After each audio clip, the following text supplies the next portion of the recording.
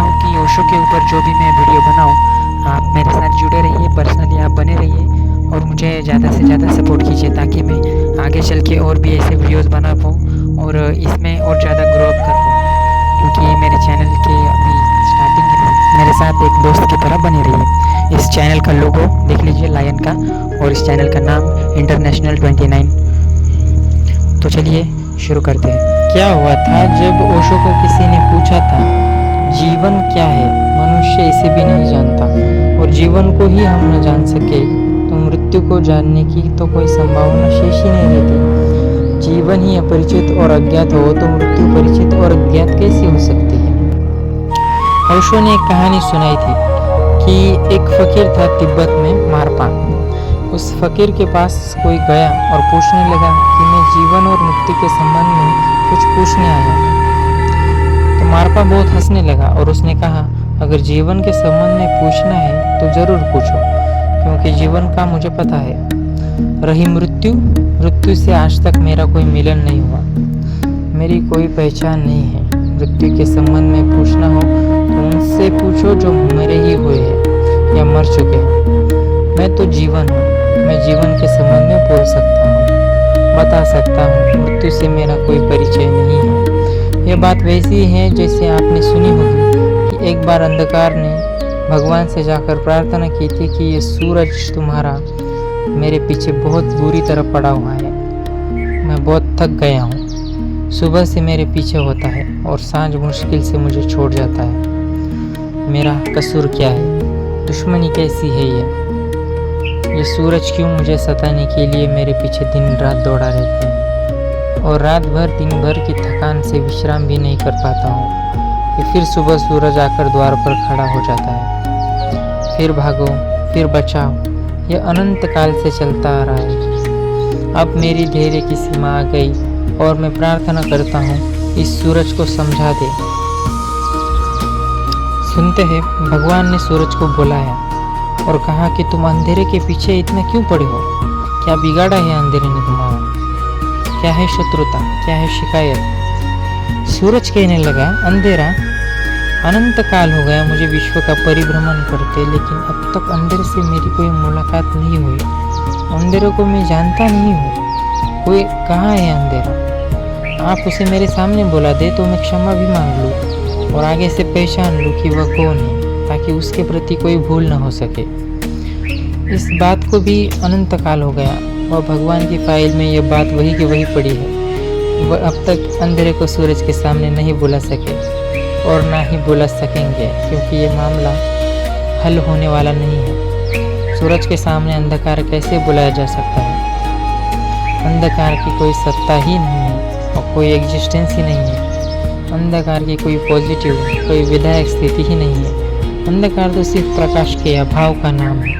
वह तो प्रकाश की गैर मौजूदगी है, वह तो एब्सेंस है, वह तो अनुपस्थिति है। तो सूरज के सामने ही सूरज की अनुपस्थिति को कैसे बुलाया जा सकता है? नहीं, अंधकार को सूरज के सामने नहीं लाया जा सकता। सूरज तो बहुत बड़ा है, एक छोटे से दिए के सामने भी अंधकार को लाना मुश्किल है। दिए के प्रकाश के घेरे में अंधकार का प्रकाश मुश्किल है। दिए के सामने मुठभेड़ मुश्किल है। प्रकाश है जहाँ, वहाँ अंधकार कैसे आ सकता है? जीवन है जहाँ, वैसे ही मृत्यु वहाँ कैसे आ सकती है? या तो जीवन है ही नहीं और या फिर मृत्यु नहीं है। दोनों बातें एक साथ नहीं हो सकती। हम जीवित हैं लेकिन हमें पता नहीं कि जीवन क्या है। इस अज्ञात के कारण ही हमें ज्ञात होता है कि मृत्यु भी घटती है। मृत्यु एक अज्ञान है। जीवन का अज्ञान ही मृत्यु की घटना बन जाती है।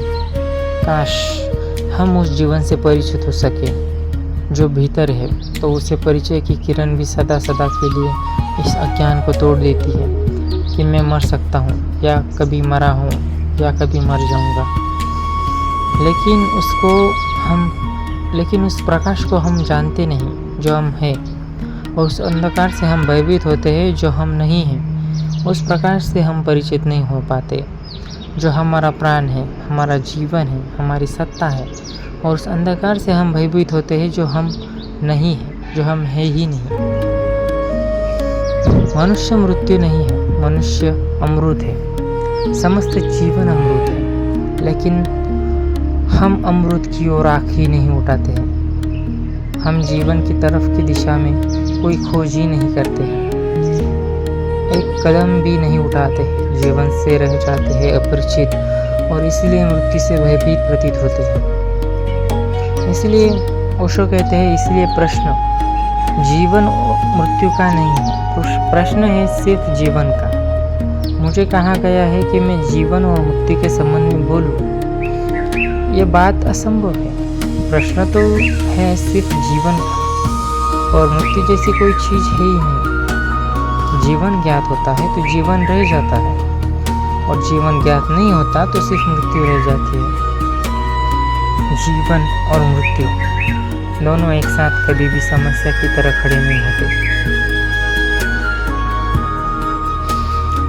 या तो हमें पता है कि हम जीवन हैं तो फिर मृत्यु नहीं है, और या हमें पता नहीं है कि हम जीवन हैं तो फिर मृत्यु है ही, जीवन नहीं है। ये दोनों बातें एक साथ मौजूद नहीं होती, नहीं हो सकती।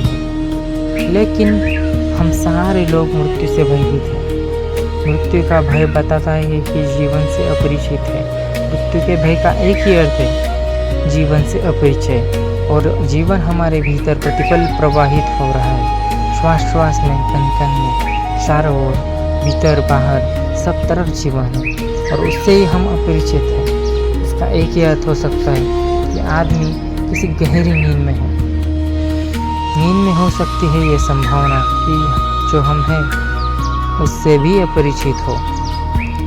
इसका एक ही अर्थ हो सकता है कि आदमी किसी गहरी मूर्छा में है। इसका एक ही अर्थ हो सकता है कि आदमी के प्राणों की पूरी शक्ति सचेतन नहीं है, अचेतन है, अनकॉन्शियस है, बेहोश है। एक आदमी सोया हो, उसे फिर कुछ पता नहीं रह जाता कि मैं कौन हूँ, क्या हूँ, कहाँ से हूँ। नींद के अंधकार में सब डूब जाता है और उसे कुछ पता नहीं रह जाता कि मैं हूँ भी या नहीं।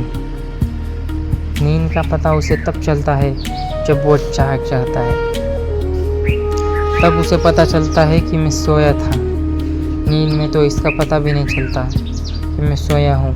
जब नहीं सोया था तब पता चलता,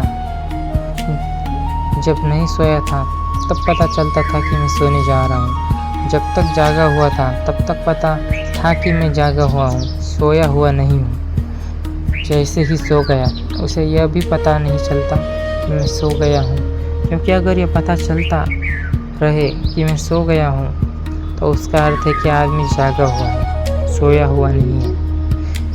नींद चली जाती है तब पता चलता है कि मैं सोया था, लेकिन नींद में पता नहीं चलता कि मैं हूँ भी या नहीं हूँ। ज़रूर मनुष्य को कुछ भी पता नहीं चलता कि मैं हूँ या नहीं या क्या हूँ। इसका एक ही अर्थ हो सकता है कि कोई गहरी आध्यात्मिक नींद, कोई स्पिरिचुअल हिप्नोटिक स्लीप, कोई आध्यात्मिक सम्मोहन की तंद्रा मनुष्य को घेरे हुए है। इसीलिए उसे जीवन का ही पता नहीं चलता कि जीवन क्या है। नहीं, लेकिन हम इनकार करेंगे, हम कहेंगे कैसी आप बात करते हैं, हमें पूरी तरह पता है जीवन क्या है। हम जीते हैं, चलते हैं, उठते हैं, बैठते हैं, सोते हैं। एक शराबी भी चलता है, उठता है, बैठता है, सोता है, श्वास लेता है, आँख खोलता है, बात करता है। एक पागल भी उठता है, बैठता है, सोता है, श्वास लेता है और जीता है। लेकिन इससे न तो शराबी होश में कहा जा सकता है और न पागल सचेतन है, यह कहा जा सकता है। ओशो की इन बातों का पूरा सार यही है कि मृत्यु सच नहीं है। असली समस्या केवल ये है कि मनुष्य अपने भीतर के जीवन को नहीं जानता। ओशो बार बार कहते हैं, जिस दिन मनुष्य अपने भीतर के शुद्ध जीवन, चेतना और आत्मा को जान लेता है, उसी दिन मृत्यु का भय समाप्त हो जाता है। मृत्यु केवल अज्ञान का अनुभव है, जैसे अंधकार केवल प्रकाश की अनुपस्थिति है। जिस तरह सूरज का सामने अंधेरा टिक नहीं सकता, उसी तरह जागरूक चेतना में मृत्यु का अस्तित्व नहीं रहता। हम शरीर को ही मैं माने बैठे, इसीलिए शरीर के खत्म होने को मृत्यु समझते हैं, लेकिन असली में शरीर नहीं, बल्कि वह चेतना है जो शरीर के भीतर साक्षी बनकर मौजूद है। वह अमृत है। मनुष्य गहरी आध्यात्मिक नींद में जी रहा है, चलता बोलता है, सांस लेता है, पर सचेत नहीं है। इसी बेहोशी के कारण उसे जीवन का अनुभव नहीं होता, इसलिए मृत्यु का डर बना रहता है। ध्यान, जागरूकता और आत्म पहचान से ये नींद टूटती है, तब पता चलता है कि जीवन कभी पैदा नहीं हुआ, इसलिए वह कभी मर भी नहीं सकता।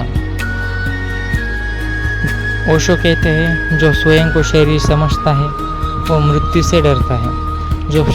जो स्वयं को चेतना जान लेता है उसके लिए मृत्यु केवल एक भ्रम रह जाती है।